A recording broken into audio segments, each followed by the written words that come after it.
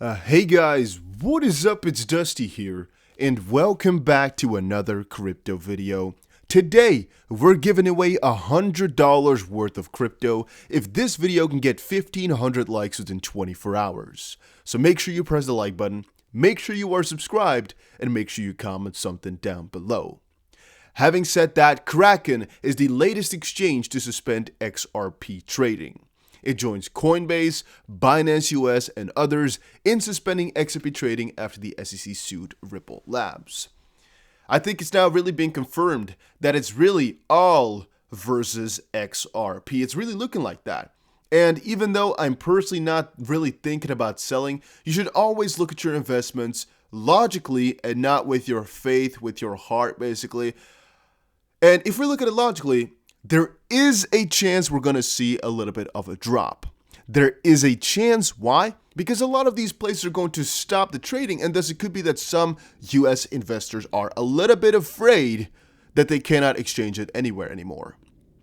However, in the end of things, I personally do not think it matters too much, as I do believe that Ripple will win this lawsuit, and since all these platforms will eventually allow the trading again, it could be just a temporary drop, but a lot of these guys will actually miss out on the gains of XRP, I guess being called not a security in the US, because that will most likely be a very heavy skyrocket. So as of this point, we are basically speculating on the document the 15th of February or possibly the 22nd of February, depending on when exactly we get to see it, as that document from Ripple will most likely show us whether or not Ripple has a good rebuttal and whether or not they really have a chance at winning this lawsuit, or if they're just going to accept all the facts. I personally think they're just in a very good position and it's not too much of a worry.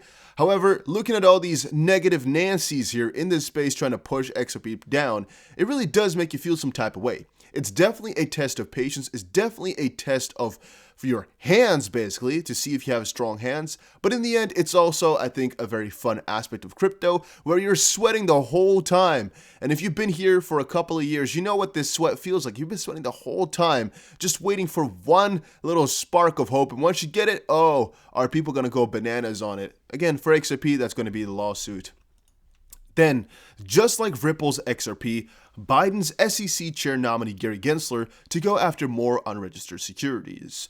I also think it's interesting how Gary Gensler, it's a very annoying name to pronounce, is going to be going after XRP, some of the guys said, but how is that different from Jay Clayton? How does that really matter?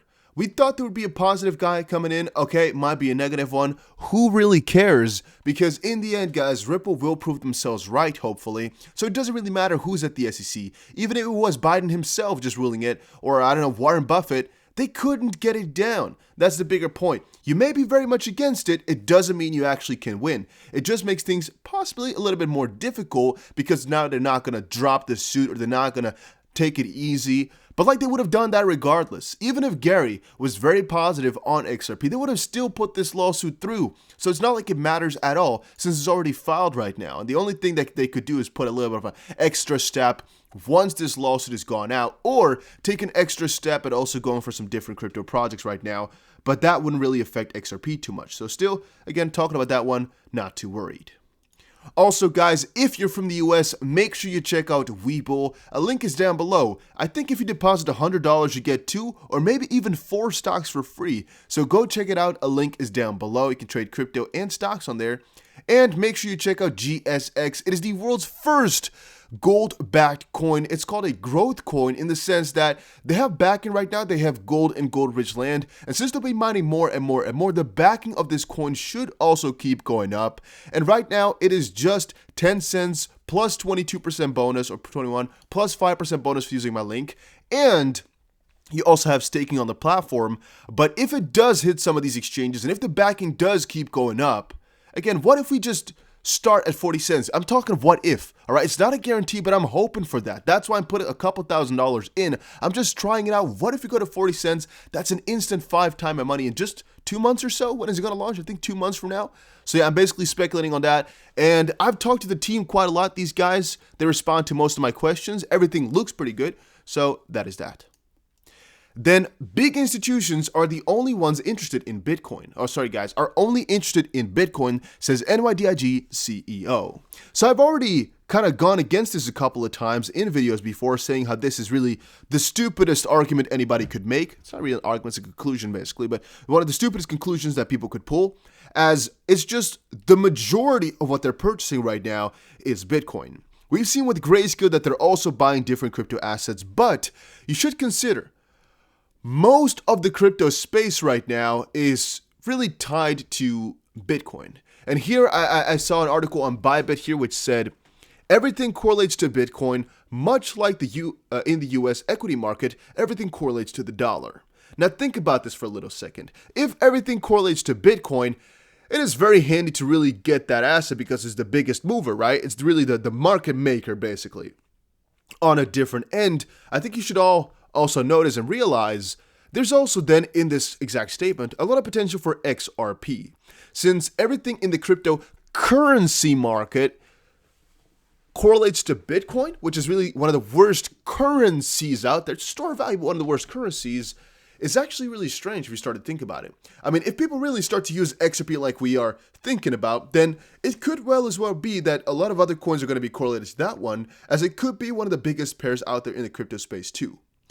I mean, for right now, you could definitely say that cryptocurrencies have a correlation to US dollar as well, but I think in time that might fade away, right? And I think, again, this correlation between Bitcoin and the rest might, as time goes on, also really go away a little bit. I mean, it will generally stay, because if you start to think, well, Bitcoin is the biggest in the cryptocurrency realm, so most people that hold Ethereum also have at least a part Bitcoin and so forth and so on. So, I mean, if their Ethereum goes down like crazy, it might also be that they either go heavy for Bitcoin, or it might just be that they want to take some money out of Bitcoin as well because they're afraid of crypto. You guys get the picture?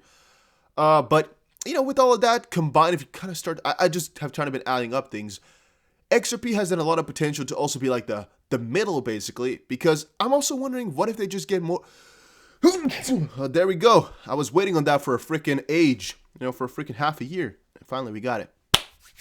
What if XP gets a lot more pairs going on between all these cryptos as well, basically really becoming the middleman? Would it then have the same type of effects like the US dollar has right now? Well, a really inexperienced person would say no, of course not, because Bitcoin then would still, I guess, be like the US dollar in the whole space because it has the most amount of money in there. But still, if you really, again, think about it.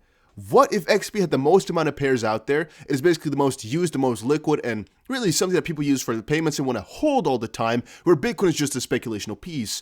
Don't you think Bitcoin will be like the gold right now, and then XP will be like the US dollar? Again, it's a far-fetched thing possibly, but still, it's something you should think about possibly. Then peak fear, Bitcoin futures leverage gets reset by this week's wild price swings.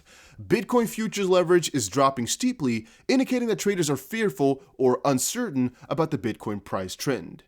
I would say that's also not too strange, as Bitcoin is very close to $40,000. And I think it's really strange that people start to really doubt whether or not we can go on, as $40,000 is a pretty large sum of money, if you were to ask me. And from that perspective, people getting afraid of it, yeah, I don't think that's I don't think that's that strange. But hey, maybe I'm just the odd one out here. Michael Novograd's Galaxy Digital to jump into Bitcoin mining. I'm gonna say it on the 5-minute crypto channel, depending on when that video comes out. I don't know yet. That I'm also getting a little bit more into mining here. It's just so extremely profitable right now. It's just looking extremely, extremely good. The only problem is, in the Netherlands, mining is so ridiculously expensive that we're going to have to push the equipment somewhere else.